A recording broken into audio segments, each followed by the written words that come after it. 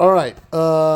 Somebody else posted an online video about dropping sway bars out of this series Boxster, what it's 13 to 16s or something, 17s, whatever it is. Wow, it's a pain in the ass.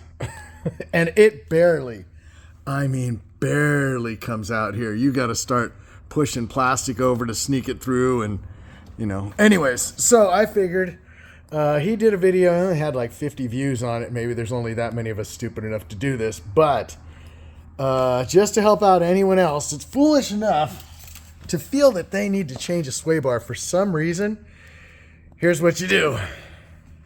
Bolt here, 90 foot-pounds.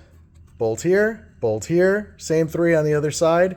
These are your sway bar bolts, 30 foot-pounds on those. There's nothing in that hole. This is a coolant line. It holds a coolant line in the front. There's another one right there next to it on the other side. That's a steering rack. Some people say you don't take it out. I say take it out.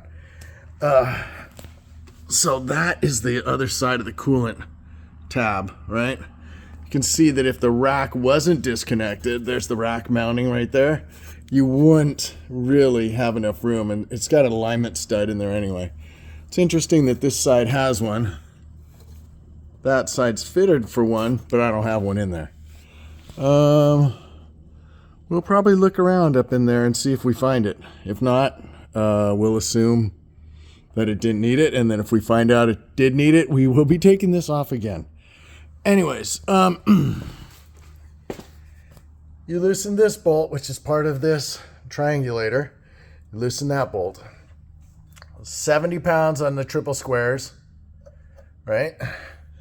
70 pounds on these triple squares. This one, the rear one, barely loose. This one, almost all the way out, maybe 3 threads left. So I pulled it all the way down and backed it up 3. Loosen this one, loosen this one, loosen this one, loosen this one. These are 30 foot-pounds. This one and this one are 30 foot-pounds.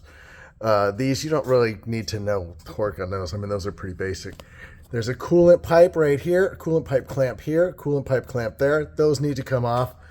Obviously, all the Torexes that hold the covers on under here, which there's probably, I don't know, 50 or 60 of them down here, which is not that many. There's probably 40. So that is what you need to do to drop that out to give you the room.